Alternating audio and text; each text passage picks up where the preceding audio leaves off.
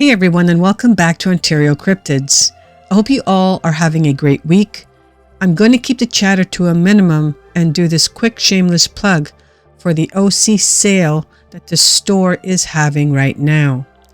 Just a quick reminder that the store's 15% off everything is underway right now with 3 days remaining.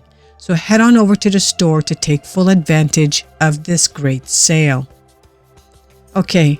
If you have an encounter story that you would like to share, then please forward your stories to OntarioCryptids@gmail.com. I would be honored to share your story with like-minded people. Now sit back and relax as we begin with today's episode. This was for... That's not bear.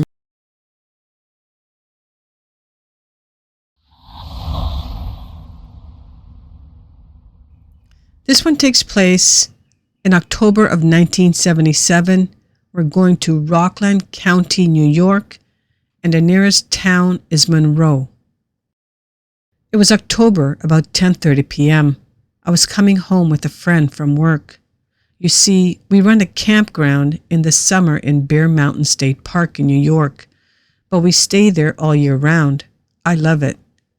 In the summer, there is lots of noise. We have as much as 300 kids at a time overnight for 3 months. In late August, everything winds down. While the kids are there, you don't see much wildlife. Even the deer, which we have a lot of, seem to find somewhere else to live.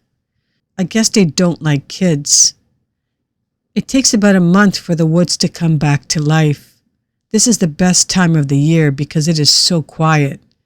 During the winter, I do other work outside the camp to make money. On this night, I wasn't driving, so I like to watch what the headlights find. The roads are windy, so the light often pans the sides where you might see a raccoon or a bear. While driving into our camp, there is a few S-turns. That's when I saw something sitting on the boulder about 30 to 40 yards up on the hill. I freaked. I asked my friend if he had seen that, and he said, "What?" I said, "Back up," and he did. When the light hit it, I said, "Stop." Wow, it was brown, hairy, but you still saw some skin. It wasn't sitting, it was crouching on all fours. It had been staring at my friend's cabin where his wife was alone. I was staring right at it, and we were close. When the headlights hit it, it sat for another 3 to 4 seconds staring before it leaped from a crouched position about 9 feet to another rock. It stood up and began to run away on 2 legs. I saw it run for about 15 to 20 feet before I couldn't see it anymore. It was running down to the other side of the hill. My friend still didn't see it. I asked him to drive up this little access road to get more close, but it was gone. A year later, I found trees at the entrance to our cabin broken. There were 3 broken off about 6 to 6.5 feet high. They were strange because they were healthy. Nothing else was damaged in the area. The break was about 2 inches high and the trees were 3 to 4 inches thick.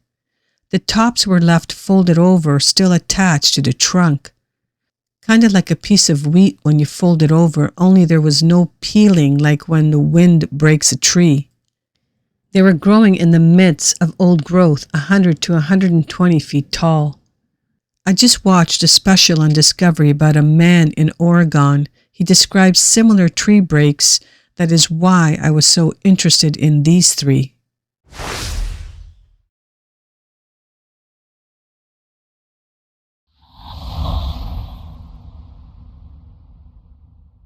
This next one takes place in the winter of 1890. We're heading to Sweetwater County, Wyoming, and the nearest location or town is Rock Springs.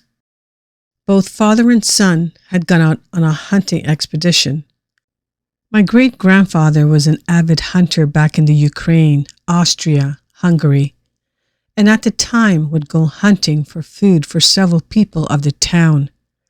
He and his son had left long before sunrise to get to the woods some 10 miles outside of town. He and his son had left long before sunrise to get to the woods some 10 miles outside of town. However, it had snowed during the night, which slowed them down. They had reached the woods and for 5 hours had not seen so much as a chipmunk. So they started back to town disappointed. Upon leaving the woods, there was an open field with a few fallen trees that were left there by lumber cutters. My grandfather had soon recalled that he left his canteen and went back to get it. In the meantime, my great-grandfather had leaned on a tree and began to light his pipe when the fallen tree had begun to rock. He quickly jumped up and looked around. For a second, he saw nothing, but then from the other side of the tree at the far end, about 15 feet away, stood a large, hairy man that had no clothing on. He was about 7 feet tall, with hair that was black with gray in it as well. The face was black as coal and looked just like a man's with a small mouth. His hands were huge, and my great-grandfather's, were very large. The being was looking at the tree like it had lost something underneath it. My great-grandfather was shocked and dropped his pipe on the log. This got the hairy man's attention, and he just looked at him. My great-grandfather had bent down and picked up the pipe. He, the hairy man, seemed curious, so in broken English, my great-grandfather offered it to him, holding it out, still scared because of the height and the look of this naked, hairy man. It looked at the pipe and then to the tree and let out a cry that sounded so horrid that only the devil could make. My great-grandfather panicked and screamed out in Ukrainian. He then bolted for his gun that was now on the ground in the snow. The creature started to walk fast towards the other end of the woods. His son, 15 years old at the time, my grandfather, had returned from fetching his canteen and asked what was wrong. Great-grandfather was gibbering in Ukrainian and pointed. They looked to see him practically at the edge of the woods. Then another one came out of the woods, slightly smaller, with hair the color of a brick. They both looked back and walked at the edge of the woods for a few minutes before they merged into it. They went home and spoke nothing about it except to each other. But for weeks they both had nightmares of it. 2 months later, still scared, they moved away.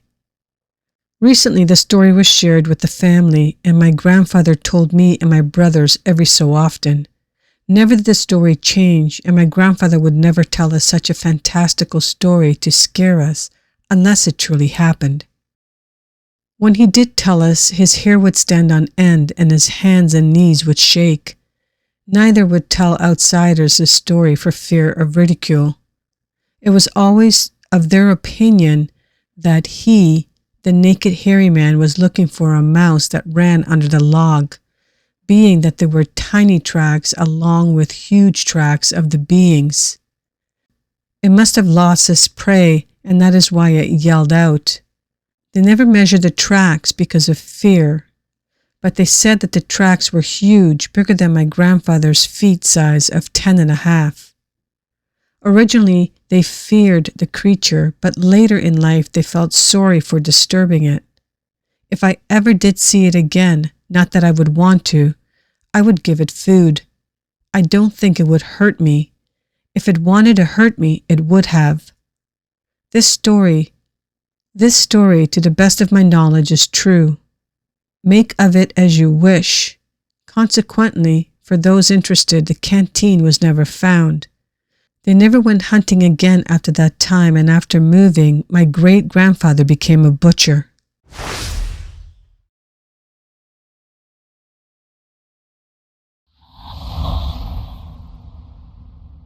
This one takes place in the summer of 1968.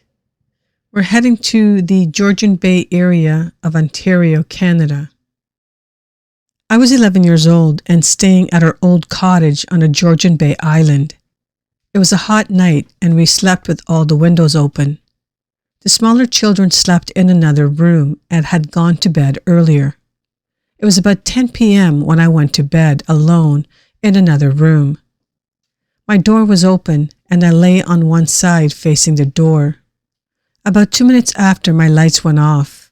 While I was listening to the adults, 6 of them, a ways down the hallways in a family room, talking and telling jokes, I got the worst feeling of being watched from behind me where the windows were. I remember my heart began to pound because I was frightened. I wanted to run down the hallway to get to the grown-ups, so I threw back the covers and whipped around to look at the windows as I got out of bed. There were 3 double casements, all standing wide open due to the heat. In the far left window between the sill and the open window pane was a large, roundish head. I saw no features and there were no hands on the sill. However, I frightened it because it ducked down and banged its head hard on the open window. I heard it clearly. I ran out to get the grown-ups, but they told me I had been dreaming and to go back to bed. I made my dad close and lock all windows. As an adult, I stand 5'5" tall, and these windows are well above my head when I stand outside the cottage. You would have to be over 6 feet tall to peek in and stand on something or pull yourself up to fit your whole head into the open casement. I still go to this cottage. Sometimes I stay there alone with my kids. I cannot bring myself to sleep with the windows open on even the hottest nights, even if my husband is there. You have no idea how many times I have replayed this incident in my mind. I'm sorry I cannot produce more details about the head I saw. Every year when I pack up for the cottage, I think of it and I'm made uneasy. So there you have it, folks. 3 great encounter stories. So that's going to wrap things up for another weekend. Remember to head on over to the store to check out our great savings. Now let's acknowledge the current OC members. The current members are Elizabeth, Jim, Diana, and Teresa. Thank you so very much for all your support. Now for those who are not yet a member, please head on over to my latest membership video to learn more. If these stories remind you of an encounter that you may have had, then please forward them to OntarioCryptids@gmail.com. I would be honored to share your story on this channel. Thank you all for listening until the end. I truly appreciate it. Please hit the like button on your way out and smash that subscribe button if you're new to my channel. Have a great weekend, and we'll see you all next week right here on Ontario Cryptids.